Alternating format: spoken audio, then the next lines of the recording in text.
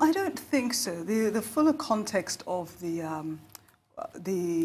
essentially his statement at an event about the 1.3 trillion, he was trying to put a human face to the opportunity cost. So he compared that, the amount, to what that money could have been used for. Talking about it could have been used to build schools, 500 kilometers of roads, educate about 4,000 children from primary right through to tertiary. And basically he's saying, look, guys, when money is essentially taken out of the system illegally, there is a direct cost, a direct social, human, economic cost to it. Okay, well, help us understand some of the global test practices that EFCC could adopt to fight corruption in an environment like Nigeria. Well, I think we talk about EFCC, but we need to step back. It really is about the rule of law framework, because EFCC, as you know, they don't operate in a vacuum. One way of looking at it is by the time it gets to EFCC, it's almost too late, because prevention is really better than a cure. So it's really, I think, one challenge for this new, this new old government is to truly take visible steps to strengthen the judiciary framework, the rule of law framework, so that everybody knows that it works, and it will work, and it's, you know, because of the steps that have been taken to improve it. On the other hand, you know, you're talking about procurement. They've already taken steps to increase the minimum wage, which of course does have cost implications.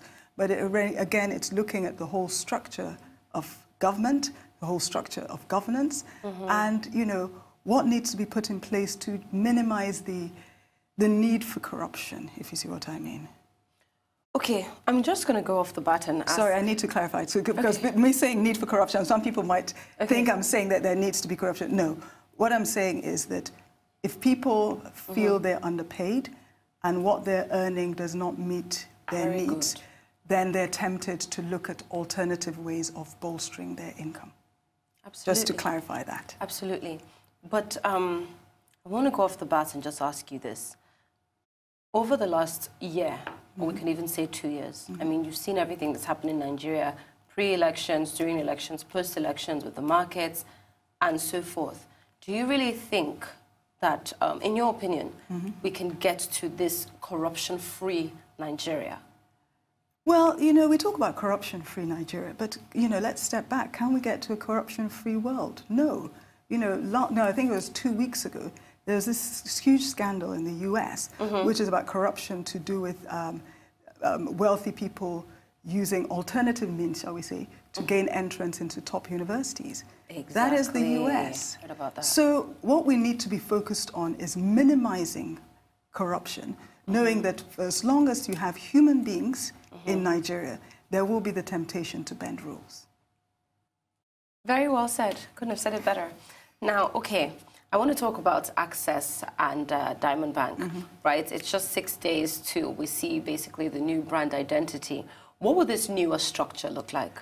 Well, obviously, with a merger of the two, Access Bank, that was already a Tier 1 bank, and Diamond Bank, which is one of the larger Tier 2s, you now have, certainly from a total assets and a net loans perspective, the largest bank in Nigeria.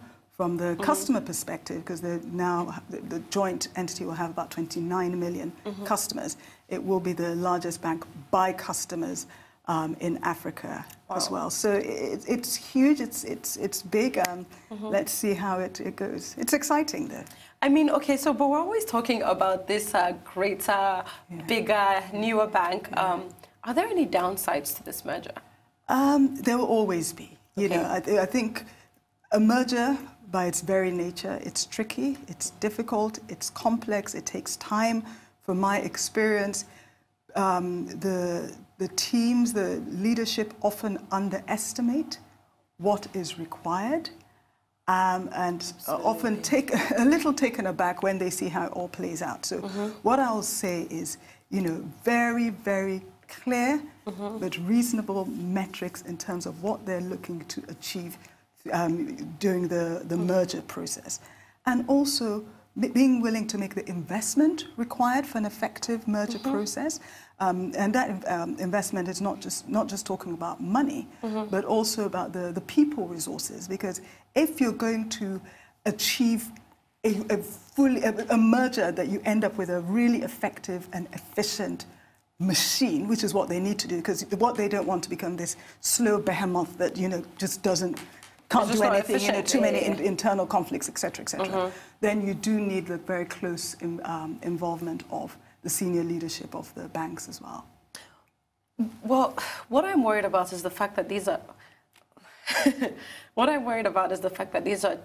brands with very strong identities. Yes. So I understand that, you know, right now it's all like la-di-di-da, you know, we're going to become one and it's all going to be fantastic. Yes. But I do worry about, I don't know the word.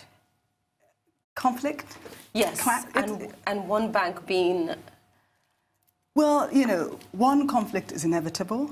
Two, most mergers are nicely dressed up acquisitions. Exactly. Because there will always be, well, not always, but invariably, there's one bank that is larger than the other.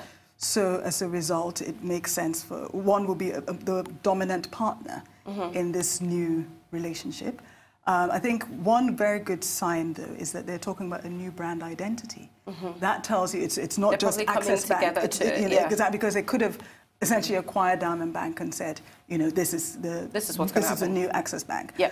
And then the other thing I have to say about Access Bank is they actually have experience at doing this, because if you cast your mind back 2010, 2011, they acquired what was then Intercontinental Bank. That's true. So they do have some experience in actually integrating, and Intercontinental Bank was not a small bank in those days. So they do have some experience, and I'm hoping, consequently, learnings that they will be applying in this new exercise. Well, true, and I kind of did like the advertising behind it, where it was like, oh, would you be my diamond? And then Diamond Bank is like, oh, I accept this ring.